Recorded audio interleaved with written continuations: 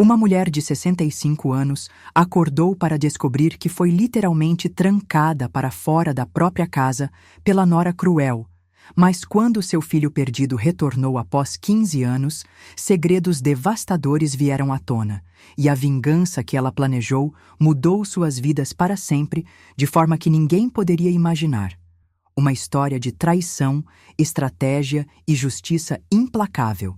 Prepare-se porque essa revanche irá surpreender você do início ao fim. Se inscreva no canal, deixe seu gostei nesse vídeo e comente de onde você está assistindo, porque vocês não vão acreditar no que essa sogra foi capaz de fazer. O frio de junho cortava minha pele como navalha quando acordei no banco traseiro do meu próprio carro. O cobertor de crochê que eu mesma havia feito décadas atrás mal conseguia aquecer meus ossos doloridos. 65 anos de vida. E ali estava eu, sem teto na calçada da casa onde criei meus 2 filhos. A manhã anterior ainda ecoava na minha mente como um pesadelo impossível de digerir. A fechadura trocada durante a noite. O sorriso cruel da minha nora, Priscila, enquanto me observava da janela da sala onde tantas vezes servi o café dela. Esta casa agora é nossa, dona Helena, e a senhora não é mais bem-vinda aqui. Sua voz atravessava o vidro como gelo derretendo em água morna. Meu filho Ricardo, aquele para quem sacrifiquei tudo, desde minhas madrugadas costurando para pagar seus estudos até minha própria dignidade quando precisei implorar empréstimos para suas necessidades, simplesmente desligou o telefone na minha cara. 35 anos de dedicação absoluta evaporaram no espaço de um dia. O bairro onde sempre vivi começou a despertar ao meu redor. Vizinhos caminhando para o trabalho desviavam o olhar da minha situação constrangedora. Dona Carmen, com quem dividi décadas de conversas sobre os problemas da vida, fingiu não me ver quando passou apressada com seu cachorro. A sensação de invisibilidade queimava mais que o frio. Tentei organizar meus pensamentos enquanto observava o movimento da rua através do vidro embaçado. A casa de 3 quartos, com seu pequeno jardim onde plantei rosas vermelhas, parecia agora um território estrangeiro. As cortinas florais que costurei com tanto carinho estavam fechadas, escondendo a vida que foi minha por mais de 3 décadas. O cheiro de pão fresco da padaria da esquina misturava-se com o aroma de café que escapava das casas vizinhas, criando uma sinfonia matinal que antes era minha rotina e agora se tornara tortura. Meu estômago roncava, mas o orgulho pesava mais que a fome. Como poderia aparecer na padaria do seu João e explicar por que estava dormindo no carro? Foi quando vi uma figura se aproximando através da névoa matinal. Um homem alto, de ombros largos, vestindo um terno escuro que parecia caro demais para aquele bairro simples. Sua postura confiante contrastava com a humildade do ambiente, mas havia algo familiar no jeito como ele caminhava. Quando ele se aproximou mais, meu coração parou. O rosto que não via há 15 anos, mais maduro, marcado pelo tempo e pela experiência, mas inconfundivelmente meu. Meu filho mais novo, Daniel, aquele que simplesmente desapareceu após uma briga devastadora que até hoje não conseguia compreender completamente. Mãe, sua voz era mais grave, controlada, carregava um peso que não existia quando ele partiu aos 20 anos. Soube do que aconteceu. Saí do carro cambaleando, minha dignidade em farrapos, mas meu coração disparado de alívio e medo. 15 anos de silêncio eram muitos para serem quebrados numa manhã fria de rua. Como ele soubera? Onde estivera todo esse tempo? E por que seus olhos, apesar da familiaridade, pareciam carregar uma frieza calculista que me assustava? Daniel? Minha voz saiu mais frágil do que gostaria. É você mesmo? Ele me abraçou, mas o gesto, embora caloroso, tinha algo de ensaiado, quase profissional. Sou eu, mãe. E vim para resolver isso. 3 horas depois, eu estava sentada numa cobertura luxuosa no centro da cidade, com vista panorâmica que se estendia até onde meus olhos alcançavam. O contraste com a manhã no carro era tão brutal que me sentia numa realidade paralela. Daniel serviu café em xícaras de porcelana fina enquanto eu tentava processar a transformação do meu filho. Não entendo, Daniel. Como você... Onde esteve todos estes anos? Minhas mãos tremiam segurando a xícara, parte de frio ainda não dissipado, parte de choque emocional. Ele sentou-se à minha frente, ajustando os punhos da camisa com movimentos precisos. Construindo isto tudo, mãe. Depois que Ricardo me expulsou de casa com a ajuda das mentiras da Priscila, percebi que precisava me tornar alguém que ninguém pudesse ignorar. A lembrança daquele dia terrível voltou como uma punhalada. Daniel havia questionado abertamente as intenções de Priscila quando ela começou a se intrometer nos negócios da família. Ricardo, já completamente enfeitiçado pela esposa, defendeu-a com unhas e dentes, acusando o irmão de ciúme e inveja. Eu, covardemente, não tomei partido na discussão, tentando manter a paz familiar. O resultado foi Daniel saindo de casa no meio da noite, levando apenas uma mala pequena. Eu tentei te procurar, sussurrei, a culpa pesando na minha voz. Mas você havia desaparecido completamente. Não desapareci, mãe. Apenas me reinventei. Seus olhos eram duros como pedra, mas havia uma proteção feroz por trás dessa dureza. E durante todos estes anos, mantive-me informado sobre vocês. Sabia da manipulação crescente da Priscila. Via como ela isolava você gradualmente, como envenenava Ricardo contra nossa família. O apartamento onde estávamos era um testamento silencioso do sucesso que ele havia conquistado. Móveis de design caro, obras de arte originais nas paredes, uma vista que custava fortunas em aluguel mensal. Meu filho, que partiu sem nada, havia se tornado alguém de posses consideráveis. Por que não voltou antes? Perguntei, ainda tentando reconciliar o jovem revoltado que partiu com um homem confiante à minha frente. Porque precisava ter certeza de que, quando voltasse, teria poder suficiente para protegê-la do que eu sabia que inevitavelmente aconteceria. Ele se levantou e caminhou até a janela, as mãos nos bolsos. Priscila não é apenas uma nora interesseira, mãe. Ela é perigosa. A tarde começava a cair quando Daniel me mostrou uma pasta de documentos que havia preparado meticulosamente. Recibos de todas as contribuições financeiras que eu fizera para a casa ao longo dos anos. Comprovantes de reformas que financiei, móveis que comprei, até mesmo parte da entrada da casa que ajudei a pagar quando Ricardo se casou.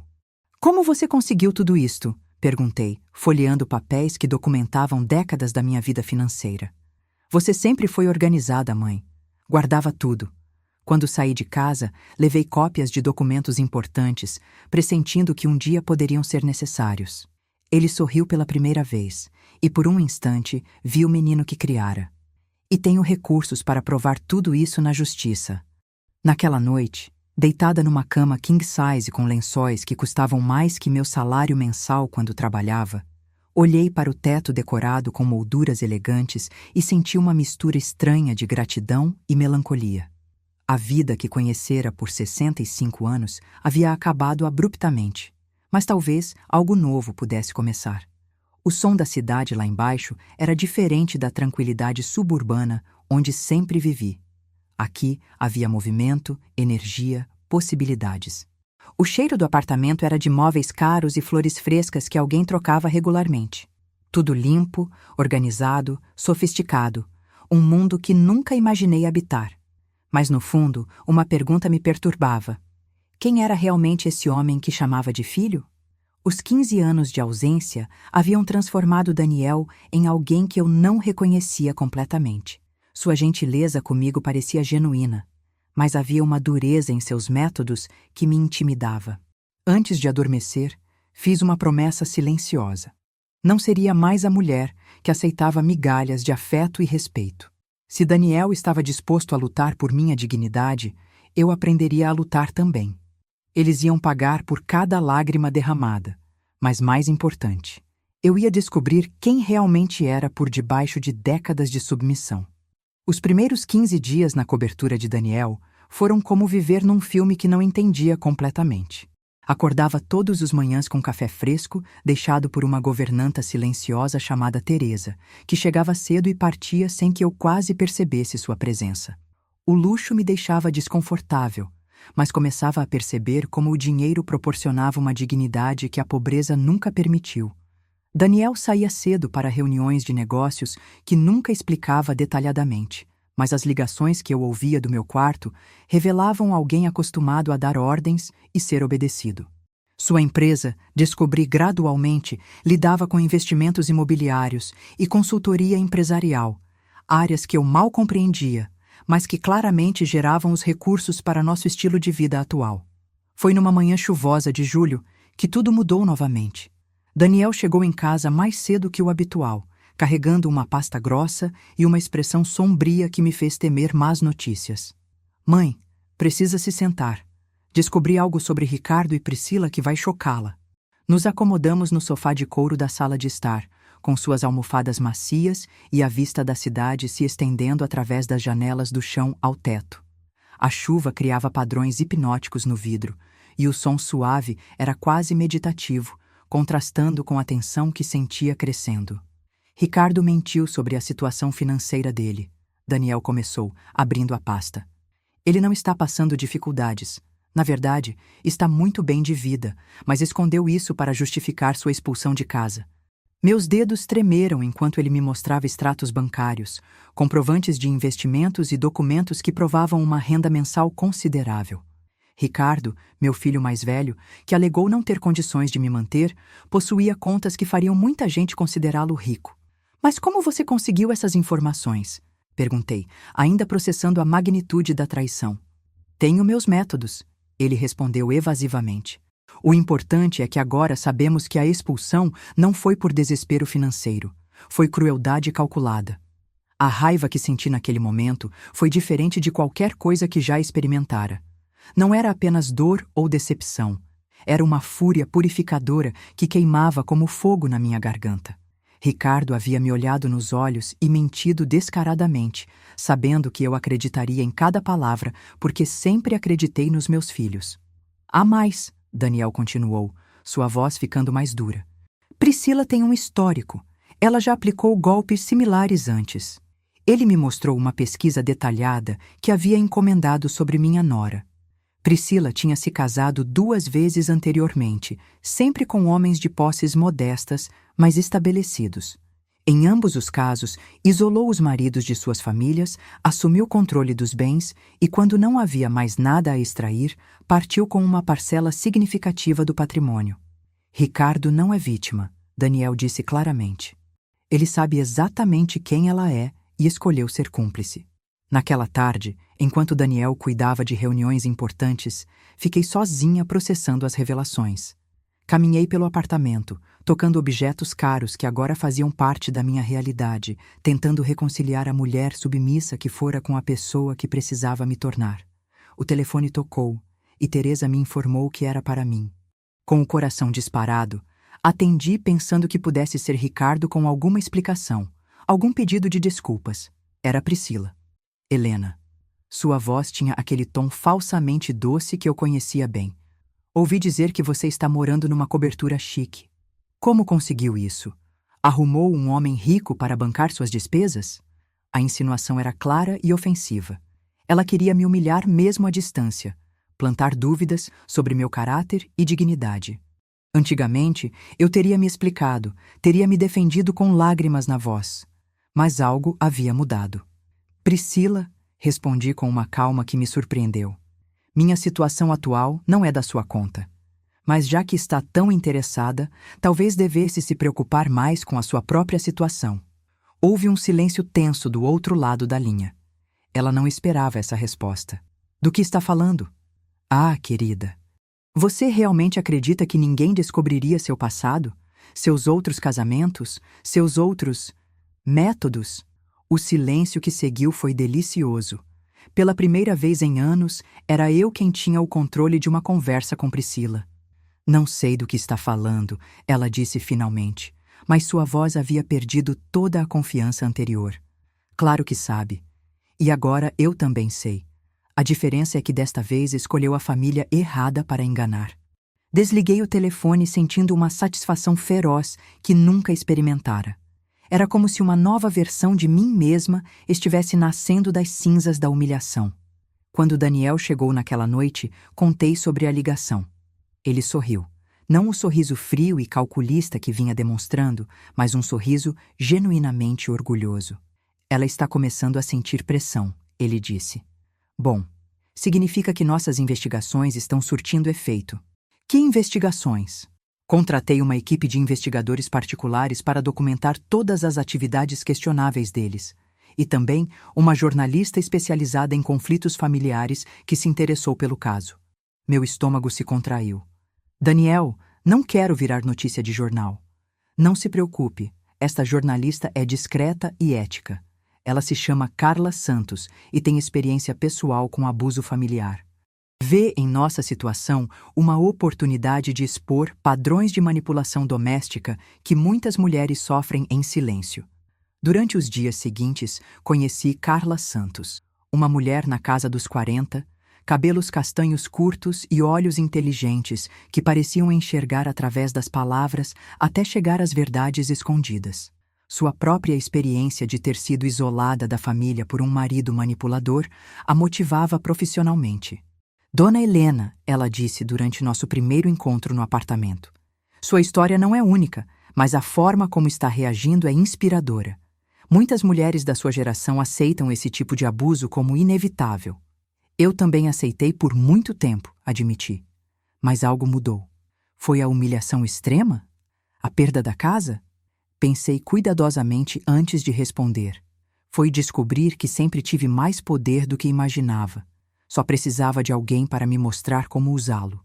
Carla sorriu e fez algumas anotações. E seu filho, Daniel? Como se sente com o retorno dele após tantos anos? Olhei pela janela, observando o movimento da cidade lá embaixo. Grata, mas também cautelosa. 15 anos mudaram ele. Às vezes sinto que estou conhecendo um estranho que compartilha memórias comigo. Isso é normal. Pessoas que passam por traumas familiares severos frequentemente desenvolvem mecanismos de proteção que podem parecer frios para quem os ama. Naquela noite, enquanto jantávamos numa mesa que poderia acomodar 8 pessoas facilmente, perguntei a Daniel sobre seus sentimentos. Você me odeia por não ter te defendido quando Priscila chegou à família? Ele parou de cortar a carne e me olhou diretamente nos olhos. Não, mãe. Eu entendo por que não o fez. Você foi condicionada a evitar conflitos, a buscar paz a qualquer custo. Mas isso permitiu que ela ganhasse poder sobre todos nós. E agora? O que realmente queremos alcançar com tudo isso? Justiça, ele respondeu simplesmente. E que você nunca mais seja tratada como menos do que merece. Mas eu via algo mais nos seus olhos. Uma sede de vingança que me assustava e, ao mesmo tempo, me emocionava. Pela primeira vez na vida, alguém estava lutando por mim com a mesma ferocidade que eu havia lutado pelos meus filhos durante décadas. O problema era que começava a descobrir que eu também tinha sede de vingança. E isso mudava tudo. O terceiro mês na cobertura trouxe revelações que transformaram minha compreensão não apenas sobre Ricardo e Priscila, mas sobre mim mesma. A rotina de acordar com café servido em porcelana fina e adormecer em lençóis que custavam uma pequena fortuna havia se tornado familiar.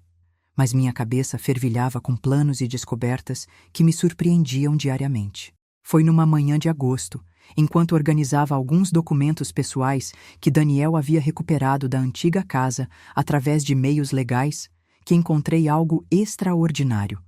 Uma caixa de sapatos que eu mesma havia guardado no armário do meu quarto, mas cujo conteúdo havia esquecido completamente. Dentro estavam décadas de documentos, fotografias e, mais importante, registros meticulosos de cada contribuição financeira que fizera não apenas para a casa, mas para todos os negócios e investimentos da família. Minha natureza organizativa, que sempre considerara uma mania sem importância, havia criado um arquivo que valia ouro. Meu Deus, murmurei, folheando papéis que documentavam empréstimos que fizera para Ricardo abrir seu primeiro negócio, dinheiro que emprestara para reformas que valorizaram a casa, até mesmo investimentos que sugeri e financiei parcialmente ao longo dos anos. Daniel entrou na sala no momento exato em que eu descobria uma pasta específica. Recibos de um empréstimo de R$50 mil que fizera 2 anos atrás, quando Ricardo alegou estar com dificuldades no negócio. O dinheiro nunca foi devolvido, mas agora eu sabia que, na época, ele possuía muito mais recursos do que admitiu. Encontrou algo interessante? Ele perguntou, mas seu tom indicava que já sabia do que se tratava. Daniel, você sabia sobre estes documentos? Suspeitava que você tinha registros mais detalhados do que imagina. Você sempre foi meticulosa com papéis importantes. Ele se sentou ao meu lado no sofá onde eu havia espalhado décadas de evidências. Mas não imaginava que fosse tão completo. Passei a manhã toda catalogando descobertas. Havia evidências de que eu contribuíra com aproximadamente R$ 200.000 ao longo dos anos para o patrimônio familiar, sem nunca ter meu nome em nada oficialmente. Ricardo e Priscila haviam se beneficiado enormemente da minha generosidade enquanto me tratavam como um fardo financeiro. Isso é mais que suficiente para uma ação legal robusta, Daniel comentou, fotografando documentos com um equipamento profissional. Mas também é evidência de algo maior. Do que você está falando? Ele hesitou antes de responder, como se estivesse decidindo quanto poderia me revelar. Mãe, preciso contar algo que pode chocá-la. Há 3 meses venho investigando não apenas Ricardo e Priscila, mas toda a rede de conhecidos e negócios deles. Meu estômago se contraiu. E o que descobriu? Priscila não trabalha sozinha. Ela faz parte de um esquema mais amplo. Tem uma irmã que aplica golpes similares em outras cidades, e elas compartilham informações sobre famílias vulneráveis. A revelação me deixou tonta. Você está dizendo que somos apenas mais uma vítima num esquema criminoso organizado? Exato. E Ricardo não é apenas um marido enganado. Ele tem participação ativa no esquema. Eles identificam mulheres viúvas ou separadas com patrimônio, especialmente aquelas com filhos que podem ser manipulados. Levantei-me e caminhei até a janela, precisando de ar fresco apesar do ar-condicionado. A cidade se estendia abaixo de nós, milhares de pessoas vivendo suas vidas, muitas provavelmente enfrentando traições similares à minha. A sensação de não estar sozinha nessa experiência era ao mesmo tempo consoladora e assustadora. Como você descobriu tudo isso? Investigadores particulares, hackers éticos, jornalista investigativa. Quando você tem recursos, é impressionante o que consegue descobrir. Sua voz tinha um tom sombrio que me fez virar para encará-lo. Mas também descobri algo sobre mim mesmo durante este processo. O quê? Que sou capaz de uma frieza calculista que às vezes me assusta. Estes 3 meses planejando a queda deles despertaram em mim um lado que não sabia que existia. Era a primeira vez que Daniel demonstrava vulnerabilidade desde seu retorno. Vi o jovem inseguro que havia partido 15 anos atrás por trás da máscara do empresário bem-sucedido. E isso te preocupa? Me preocupa porque sei que herdei isso de você. A afirmação me deixou sem palavras. Eu, a mulher submissa que sempre evitava conflitos? Mãe, você sempre foi muito mais inteligente e observadora do que qualquer um da família jamais reconheceu. A diferença é que canalizou essas habilidades para cuidar e proteger, enquanto eu aprendi a canalizá-las para vencer e conquistar. Naquela tarde, recebemos uma visita inesperada. A campainha tocou e Teresa anunciou que uma mulher chamada Solange queria falar comigo. O nome não me era familiar, mas algo no tom da governanta indicava urgência. Solange era uma mulher na casa dos 50, nervosa, com roupas simples, mas limpas. Ela torcia uma bolsa pequena nas mãos enquanto explicava sua presença. Dona Helena, eu era faxineira da sua casa. Trabalhei lá por 2 anos, até o mês passado. Lembrei-me dela vagamente. Uma mulher silenciosa que chegava cedo às segundas, quartas e sextas para limpar a casa. Vim aqui porque não conseguia ficar calada sobre o que vi e ouvi. A senhora sempre me tratou bem, com respeito. Não como a dona Priscila, que me tratava como se eu fosse invisível. Daniel nos serviu café, enquanto Solange revelava informações que mudaram completamente nossa perspectiva sobre os eventos recentes. Dona Priscila e o seu Ricardo planejaram a expulsão da senhora há meses. Eu escutava as conversas deles. Ela dizia que a senhora era um peso morto que estava atrapalhando os planos deles para a casa. Minha respiração ficou mais difícil. Planejaram por meses. Não foi uma decisão impulsiva. Mas tem mais, Solange continuou. Eles recebiam visitas estranhas. Uma mulher que parecia muito com a dona Priscila, talvez irmã. Eles falavam sobre outras famílias, outros projetos, como chamavam. Daniel e eu trocamos olhares significativos. As investigações dele estavam sendo confirmadas por uma fonte inesperada. E eu gravei algumas conversas, Solange disse timidamente, retirando um telefone antigo da bolsa. Não sabia se era certo, mas algo me dizia que um dia isso poderia ser importante. Durante a próxima hora, ouvimos gravações que documentavam com precisão o planejamento da minha expulsão, discussões sobre como maximizar o lucro com a venda da casa e até mesmo risos cruéis sobre minha ingenuidade. Quando Solange partiu, levando consigo um envelope com o dinheiro que Daniel insistiu em dar como agradecimento, ficamos em silêncio por longo tempo. Agora temos evidências concretas de premeditação, Daniel disse finalmente. Isso transforma uma questão civil em uma questão potencialmente criminal. O que fazemos com essa informação? Usamos estrategicamente, mas primeiro preciso te contar sobre o próximo passo do meu plano. Ele se levantou e trouxe uma pasta diferente. Esta, com documentos que reconheci como relacionados a propriedades e investimentos. Durante estes 15 anos, além de construir minha própria empresa, também comprei secretamente várias dívidas e investimentos relacionados a Ricardo. Ele não sabe, mas eu tenho controle sobre boa parte da situação financeira dele. O que isso significa? Daniel sorriu, e desta vez havia uma satisfação feroz em sua expressão. Significa, mãe querida, que o caçador se tornou a caça. Eles pensam que têm controle sobre a situação, mas na verdade estão completamente à nossa mercê. Naquela noite, enquanto tentava processar todas as revelações do dia, percebi que havia cruzado uma linha invisível. Não era mais a vítima passiva da história. Estava me tornando uma participante ativa na minha própria vingança. E a sensação era ao mesmo tempo libertadora e aterrorizante. Por décadas, havia sido subestimada por todos ao meu redor. Agora, finalmente, eles descobririam o preço de subestimar uma mulher determinada. Outubro trouxe uma mudança na temperatura e no ritmo dos acontecimentos. A primavera chegava tímida às janelas da cobertura, mas o calor que sentia vinha de uma fonte completamente diferente. A excitação de finalmente estar no comando da minha própria história. A transformação mais notável não era no meu ambiente. Já havia me acostumado ao luxo discreto do apartamento de Daniel, mas em mim mesma.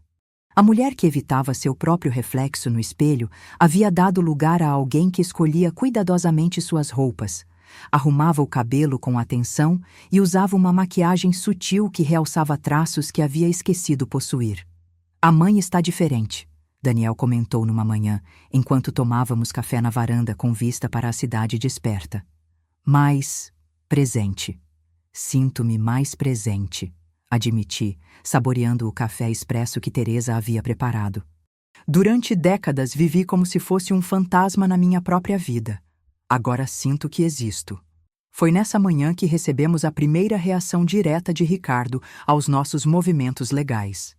Daniel havia protocolado oficialmente uma ação de cobrança pelas contribuições financeiras documentadas, e Ricardo ligou em pânico. Mãe, o que está acontecendo?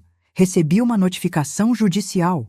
Sua voz no telefone era a mesma que usava quando criança e quebrava alguma coisa, esperando que eu resolvesse o problema sem consequências para ele. Mas desta vez, o tom não despertou meu instinto protetor maternal. Estou simplesmente cobrando o que me deve, Ricardo. Nada mais justo. Mas, mãe, isso vai complicar nossa situação financeira. A ironia da frase me fez rir. Um som que me surpreendeu pela própria confiança. Sua situação financeira? Você quer dizer aquela situação financeira que estava tão ruim que não podia me manter em casa? Houve silêncio do outro lado. Ricardo sabia que eu havia descoberto suas mentiras. Priscila quer conversar com a senhora, ele disse finalmente. Imagino que queira, mas desta vez a conversa será nos meus termos. 2 horas depois, Priscila estava sentada no sofá da cobertura, visivelmente desconfortável com o ambiente luxuoso. Seu olhar percorria os móveis caros e obras de arte como se tentasse calcular valores. A mulher confiante que havia me humilhado meses atrás parecia menor, mais vulnerável. Helena, ela começou com o tom falsamente íntimo que conhecia bem. Acho que houve um mal-entendido. Podemos resolver isso sem advogados. Posso chamá-la de Helena agora? Perguntei, servindo chá em xícaras de porcelana. Que interessante. Durante anos era Dona Helena quando precisava de algum favor ou simplesmente você quando estava irritada. Daniel assistia à conversa da poltrona ao lado, silencioso, mas atento como um predador aguardando o momento certo. Olha, eu sei que as coisas saíram de controle, Priscila continuou. Mas você precisa entender nossa posição. A casa estava ficando pequena, Ricardo está expandindo os negócios. Mentiras, interrompi calmamente. Todas mentiras, e eu tenho provas. Sua expressão mudou instantaneamente. A máscara da cordialidade desapareceu, revelando algo mais duro por baixo. Provas do quê? Do seu passado, Priscila. Dos outros maridos, dos outros esquemas. Você realmente acredita que ninguém descobriria? O silêncio que se seguiu foi delicioso. Vi o exato momento em que Priscila compreendeu que não estava mais lidando com a sogra submissa de antes. Não sei do que está falando, ela disse, mas sua voz tremia ligeiramente. Claro que sabe. Assim como sabe que sua irmã Carmelinda opera o mesmo esquema em Belo Horizonte e que vocês compartilham uma conta bancária conjunta onde depositam os lucros dessas atividades. A cor desapareceu completamente do rosto de Priscila. Daniel havia me preparado bem para esta conversa, fornecendo detalhes específicos que apenas uma investigação profunda poderia revelar. Você está blefando. Estou? Retirei da mesa lateral um envelope que Daniel havia preparado. Quer ver as fotografias de você e Carmelinda se encontrando com outras vítimas? Ou prefere as gravações das conversas que vocês tiveram sobre como dividir meus bens após me expulsarem? Priscila se levantou abruptamente, sua compostura finalmente se despedaçando. Você não pode provar nada. Posso provar tudo, respondi com uma calma que me impressionou. E vou provar. A questão é se você quer colaborar para minimizar as consequências ou se prefere que isso se torne público. O que você quer? Daniel se manifestou pela primeira vez. Queremos Ricardo de volta. Queremos que ele escolha entre você e a família que abandonou. E queremos reparações financeiras, justas pelos danos causados. Priscila olhou entre nós dois, calculando suas opções. E se eu recusar? Então a jornalista Carla Santos publicará uma série de reportagens sobre esquemas de manipulação familiar que incluirá seu caso como estudo detalhado. Seus métodos se tornarão públicos. Outras vítimas aparecerão, e você enfrentará não apenas ações civis, mas possivelmente criminais. Ela saiu da cobertura sem dizer outra palavra, mas vi em seus olhos que havia compreendido perfeitamente a gravidade da situação. Os dias seguintes foram tensos. Ricardo ligou várias vezes, ora suplicando, ora ameaçando, sempre evitando assumir responsabilidade real pelo que havia feito. Mas era evidente que Priscila estava pressionando-o intensamente. Foi numa tarde de chuva que recebemos a ligação que mudou tudo. Mãe, a voz de Ricardo estava quebrada, derrotada. Preciso conversar com você, pessoalmente. 1 hora depois, ele estava na mesma sala onde Priscila havia se desmoralizado, mas sua postura era completamente diferente. Ricardo parecia menor, mais jovem, como se os últimos meses tivessem revelado sua verdadeira natureza. Não um homem maduro no controle da própria vida, mas um menino assustado que fez escolhas terríveis. Mãe, eu estraguei tudo, ele disse, e pela primeira vez em anos havia genuíno arrependimento em sua voz. Priscila, ela não é quem eu pensei que fosse. Não, respondi calmamente. Ela é exatamente quem sempre foi. Você escolheu não ver. Ela estava me ameaçando. Disse que se eu não colaborasse, ela me deixaria sem nada, que tinha formas de me destruir financeiramente. Daniel riu com desdém. E você acredita que isso justifica o que fez com nossa mãe? Não, não justifica nada. Ricardo se virou para mim com lágrimas nos olhos. Mãe, eu traí você. Traí nossa família. Traí tudo que você me ensinou. E não tenho desculpas. Era o pedido de perdão que parte de mim esperara por meses. Mas a mulher que eu me tornara não era mais movida apenas pelas emoções maternais. Ricardo, disse lentamente, durante 35 anos você foi minha prioridade. Sacrifiquei minha própria vida, meus próprios sonhos, para garantir que você tivesse oportunidades. E no momento em que mais precisei de você, me descartou como lixo. Eu sei, e vou carregar essa culpa pelo resto da vida. A culpa não me interessa, respondi, surpreendendo-o. Mudança de comportamento me interessa. Ações concretas me interessam.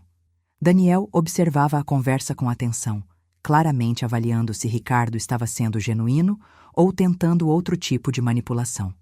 O que posso fazer? Ricardo perguntou. Como posso consertar isso? Primeiro, você termina com Priscila, publicamente. Assume a responsabilidade pelo que aconteceu e garante que ela não prejudique mais ninguém. Ela vai me destruir se eu fizer isso. Não vai, Daniel interveio, porque temos informações suficientes sobre ela para garantir que qualquer ameaça que faça se volte contra ela mesma. Além disso, você descobrirá que tem muito mais apoio do que imagina quando faz a coisa certa. Segundo, continuei, você me devolve cada centavo que documentei ter investido na família, com juros. Terceiro, Daniel acrescentou, você aceita que nossa mãe tenha participação legal na casa, não como favor, mas como direito legítimo. Ricardo assentiu lentamente. E depois, podemos ser uma família de novo? A pergunta me cortou mais profundamente do que esperava. Por meses, havia sonhado com este momento, quando meu filho mais velho reconheceria seus erros e pediria perdão.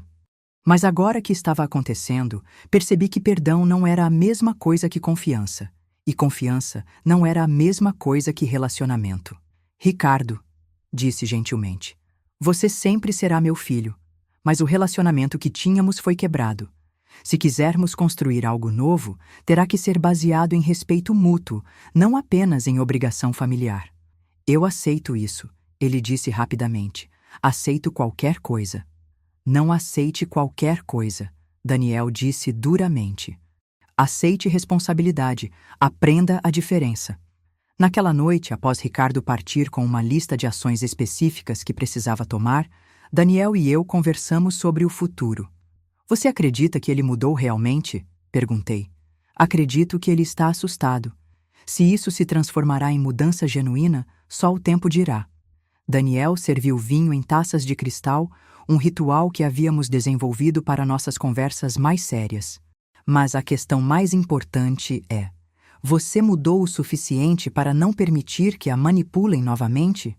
Era uma pergunta que me assombrava. Durante décadas, fui condicionada a ceder, a acomodar, a priorizar a paz familiar acima da própria dignidade. Seria forte o suficiente para manter os limites que estava estabelecendo? Não sei, respondi honestamente, mas sei que não quero mais ser a mulher que era. E sei que não vou permitir que me tratem como menos do que mereço.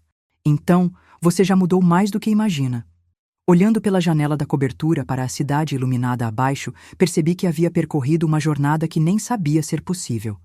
A mulher que dormira no carro 6 meses atrás parecia uma pessoa completamente diferente. Havia descoberto não apenas que podia ser forte, mas que sempre fora. Apenas nunca tivera permissão para demonstrar essa força. A verdadeira vingança não estava sendo a destruição de quem me prejudicou, mas a descoberta de quem eu realmente era por baixo de décadas de submissão. E essa descoberta era mais poderosa que qualquer punição que pudesse imaginar. O verão chegou com força total quando completei 1 ano vivendo na cobertura de Daniel. A data não passou despercebida. Acordei naquela manhã de dezembro com uma consciência aguda de tudo que havia mudado desde o dia gélido em que dormi no banco traseiro do meu carro. A mulher no espelho era irreconhecível. Não apenas fisicamente, embora o cabelo bem cortado, a pele cuidada e as roupas elegantes tenham contribuído, mas principalmente na postura. Havia uma dignidade nos meus ombros que nunca existira antes. Uma luz nos olhos que refletia autoconhecimento conquistado à força. 1 ano. Daniel comentou durante o café da manhã, como se estivesse lendo meus pensamentos. Como se sente? Como uma fênix, respondi. E ambos rimos da dramaticidade da frase. Mas era verdade. Havia renascido das cinzas da humilhação para algo que nem sabia ser possível. Os últimos meses trouxeram mudanças que iam além da nossa situação familiar. A série de reportagens de Carla Santos sobre esquemas de manipulação familiar havia gerado repercussão nacional. Minha história, contada com discrição mas impacto emocional, tornara-se símbolo de resistência para mulheres maduras que enfrentavam situações similares. Dona Helena, Teresa me informou naquela manhã, tem 3 ligações de canais de televisão querendo entrevistas e uma editora interessada em publicar sua história. A ideia de exposição pública ainda me deixava nervosa, mas não mais aterrorizada como alguns meses atrás. Havia aprendido que contar nossa história é uma forma poderosa de recuperar controle sobre ela. E como está Ricardo? Perguntei a Daniel. Nos últimos 6 meses, meu filho mais velho havia cumprido rigorosamente suas promessas.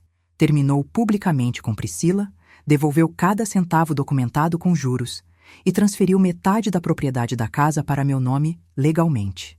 Ele está crescendo, Daniel respondeu pensativamente. Descobrindo quem é sem alguém manipulando suas decisões. Não é um processo fácil. Ricardo e eu nos falávamos semanalmente agora. Conversas cuidadosas onde ambos navegávamos o território delicado de reconstruir confiança. Ele havia começado terapia, reconhecendo que precisava entender como se tornara vulnerável à manipulação de Priscila. E Priscila mudou-se para outro estado após a exposição midiática. Aparentemente, sua irmã também está enfrentando investigações. O esquema delas desmoronou completamente. Havia satisfação nessa informação, mas não a sede de vingança que me consumira meses atrás. A verdadeira vitória não era a queda de Priscila, mas minha própria ascensão. Naquela tarde, recebemos uma visita que simbolizou perfeitamente essa transformação. Dona Carmen, minha antiga vizinha que havia me ignorado no dia da humilhação, apareceu na portaria pedindo para conversar. Helena, ela disse timidamente quando nos encontramos no lobby luxuoso do edifício. Vi suas entrevistas na televisão. Queria pedir desculpas. Pelo que, especificamente? Perguntei, não com crueldade, mas com curiosidade genuína. Por ter fingido não te ver naquele dia. Por não ter oferecido ajuda quando estava precisando. Por ter sido covarde. Olhei para a mulher que fora minha confidente por décadas, vendo nela o reflexo da pessoa que eu mesma havia sido. Alguém que evitava conflitos, que fingia não ver problemas para não ter que enfrentá-los. Carmen, você fez o que achou que precisava fazer para se proteger. Eu entendo isso melhor do que imagina. Mas estava errado, e você se tornou uma inspiração, não apenas para mim, mas para muitas mulheres do bairro. Como assim? Sua história nos fez pensar sobre nossas próprias situações. Quantas de nós aceitamos tratamento inadequado dos filhos, maridos, famílias? Quantas vezes fingimos que está tudo bem quando não está? Era uma perspectiva que não havia considerado. Minha transformação pessoal estava inspirando outras mulheres a questionar suas próprias circunstâncias. Queremos te convidar para falar no centro comunitário. Muitas mulheres gostariam de ouvir sua história diretamente. Aceitei o convite imediatamente. Falar sobre minha experiência havia se tornado uma forma de processar minha própria jornada e, simultaneamente, ajudar outras pessoas. A palestra no centro comunitário foi um divisor de águas. 50 mulheres de idades variadas encheram o salão simples e suas histórias ecoaram a minha em aspectos que me surpreenderam. Filhos ingratos, maridos desrespeitosos, famílias que tomavam sua dedicação como garantida. Os padrões se repetiam com variações deprimentes. A mudança começou, contei para a audiência atenta. Quando parei de acreditar que merecer respeito era um luxo que eu não podia me permitir. Respeito não é luxo, é necessidade básica. Durante a sessão de perguntas, uma mulher na casa dos 70 levantou a mão. Dona Helena, como a senhora encontrou coragem para lutar? Eu tenho medo de que, se confrontar meu filho, ele corte relações completamente. A pergunta me tocou profundamente, porque reconheci o medo que me paralisara por décadas. Minha cara, respondi gentilmente. Eu descobri que já estava sendo cortada das relações gradualmente. A diferença foi decidir que preferia dignidade à ilusão de harmonia familiar. Após a palestra, várias mulheres me procuraram individualmente. Algumas queriam conselhos práticos, Outras apenas precisavam de alguém que entendesse sua dor. Percebi que havia encontrado um propósito que ia além da minha própria cura.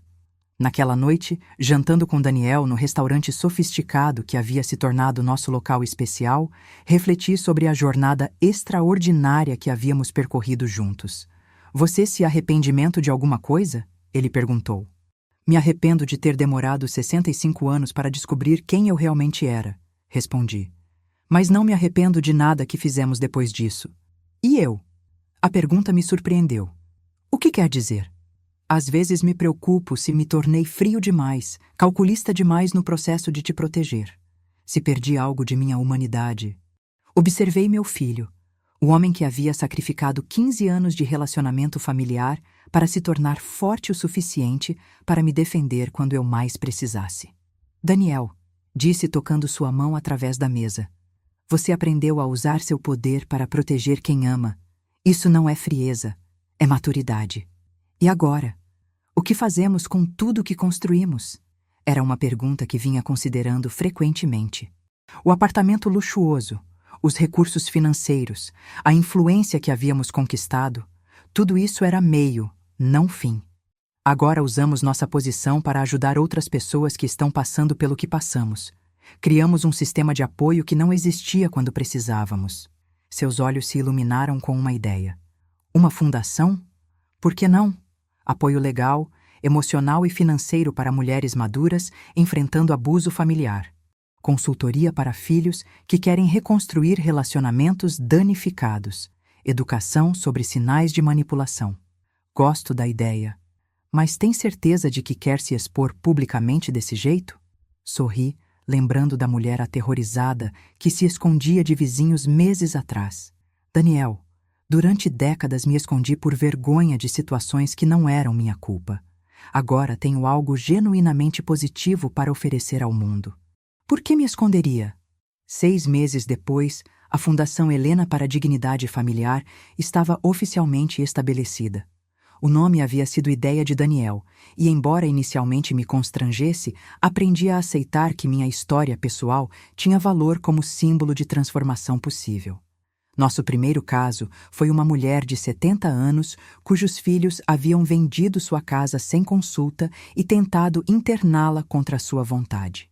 Com apoio legal adequado e pressão midiática discreta, conseguimos não apenas reverter a situação, mas estabelecer um precedente legal importante. Estamos fazendo diferença real, comentei com Daniel numa tarde, revisando relatórios de casos que havíamos ajudado a resolver. Você está fazendo diferença real, ele corrigiu. Eu apenas forneço recursos, você fornece a sabedoria. Era verdade que havia desenvolvido uma intuição especial para identificar dinâmicas de manipulação familiar. Décadas sendo vítima desses padrões me ensinaram a reconhecê-los rapidamente em outras situações. Naquela noite, recebemos uma ligação inesperada. Era Ricardo. Mãe! Sua voz soava diferente, mais madura, mais segura. Queria contar que conhecia alguém.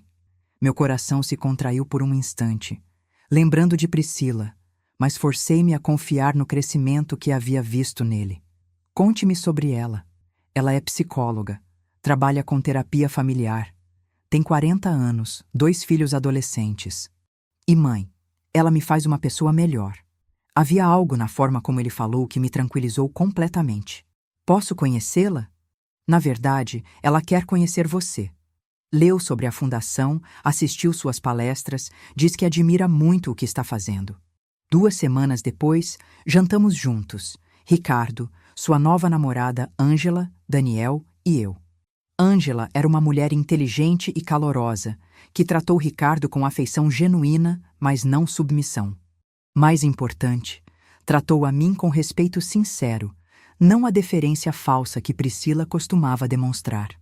Dona Helena, ela disse durante a sobremesa, Ricardo me contou sobre tudo o que aconteceu. Queria que soubesse que ele trabalha todos os dias para se tornar o homem que a senhora merece como filho. Ele não precisa se tornar ninguém por mim, respondi. Precisa se tornar a melhor versão de si mesmo por ele. É exatamente o que tento fazê-lo entender. Ela sorriu. E é por isso que admiro tanto seu trabalho. Você está ensinando as pessoas que podem se recriar, não importa a idade. No segundo aniversário do dia em que dormi no carro, organizei uma pequena celebração na cobertura. Estava presente toda a família que eu escolhera construir: Daniel, Ricardo e Ângela, Carla Santos, que havia se tornado uma amiga próxima, e algumas das mulheres que havíamos ajudado através da fundação. Há 2 anos, falei para o grupo reunido. Eu pensei que minha vida havia acabado. Descobri que estava apenas começando. O que aprendeu de mais importante? Perguntou Carla, sempre em modo jornalístico. Aprendi que nunca é tarde demais para descobrir quem você realmente é. Aprendi que respeito próprio não é egoísmo, é necessidade. E aprendi que nossa maior vingança contra quem nos subestima é provar que estavam completamente errados.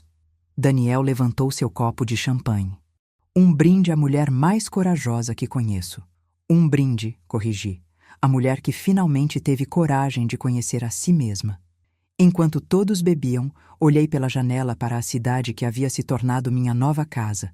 Luzes piscavam em milhares de janelas, cada uma representando vidas sendo vividas, histórias sendo escritas, transformações sendo realizadas. A mulher que havia sido trancada para fora da própria casa descobriu que, na verdade, havia sido libertada para encontrar um lar muito maior, dentro de si mesma.